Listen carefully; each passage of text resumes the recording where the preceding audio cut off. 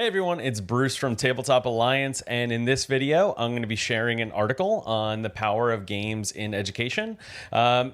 Doing this because this is Motivation Mondays. This is going to be a series of videos in which I break down one of the many articles related to games in education and for educational purposes. And the reason we're doing this is because we are a 501c3 organization that believes in that power and wants to equip educators with the knowledge and resources to utilize games to further their own outcomes.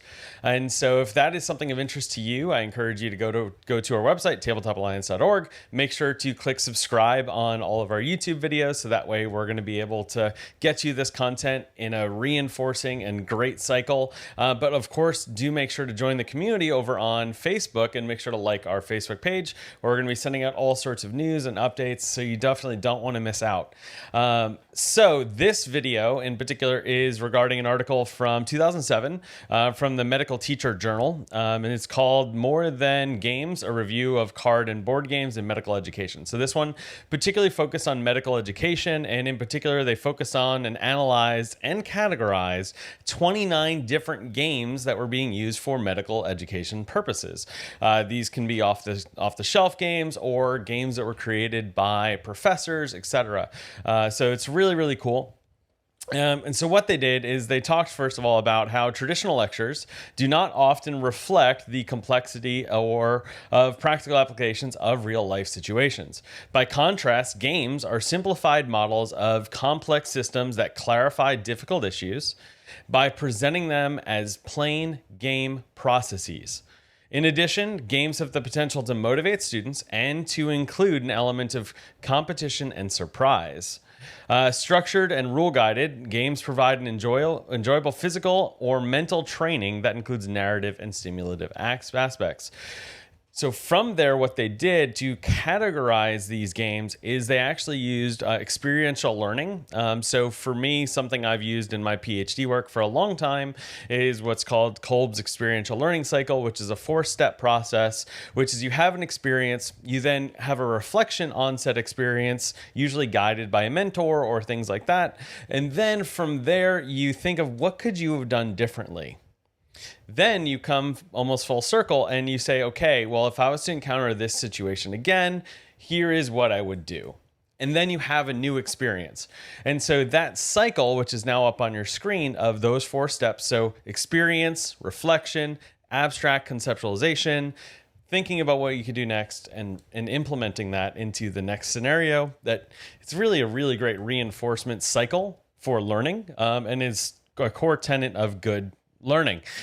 So what they did is they utilized that. They didn't specifically call that out, but here's the model they put up on the screen. And what they did is they broke games down into how far into this cycle they could go. So for example, they have a 2-stage, 3-stage, and 4-stage games. So a 2-stage game would be something as simple as a quiz game. Think of like a Trivial Pursuit, but for their purposes, all the questions were related to medical education. So that would be a 2-stage game in which you have the experience, you reflect and review that experience to try and reinforce that learning, and you just keep repeating that little part of the cycle. You don't try and use it again. You don't do those things. It's simply that basic of retain and regurgitate, retain, regurgitate. It's not going to be a new experience. There is no new choices you can make just to say the right answer. That's really all it is. And then they go on further. You can have a 3-stage process where, if these are the games we're going to be doing, or this is the knowledge I need, then I can plan to use it.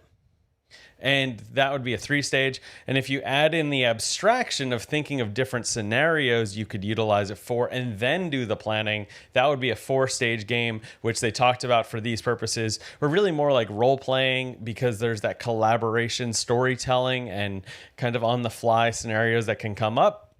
So that's where the abstraction for them came in. So this is really cool, really good article. A couple more quotes from it. Games can be seen as experiential learning cycles that repeat the learning in each stage of the game in every round that is played. A game is suitable for knowledge transfer if it's played at all. Is the game fun to play? Is there a replay appeal? A boring game that is not played because it does not cause excitement cannot transfer knowledge. An experiential learning cycle only works when the experience is repeated. The motivation of playing and thus learning should be considered. So what that is saying in a nutshell, by looking at this, it's not one thing to just have a game for educational purposes. It has to be fun, it has to be enticing. That's why we also highly encourage using off the market shelves, games you can pick up at different places, and that's some of the games that we try to equip you with if you're an educator.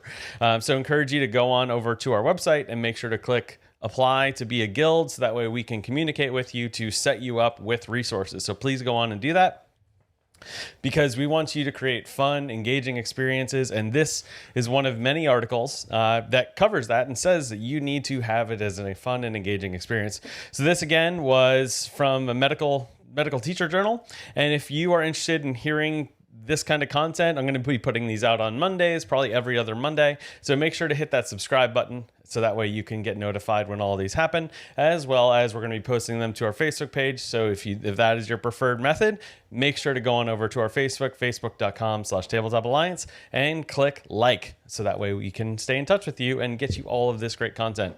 But until next time, go have your positive impact on the world.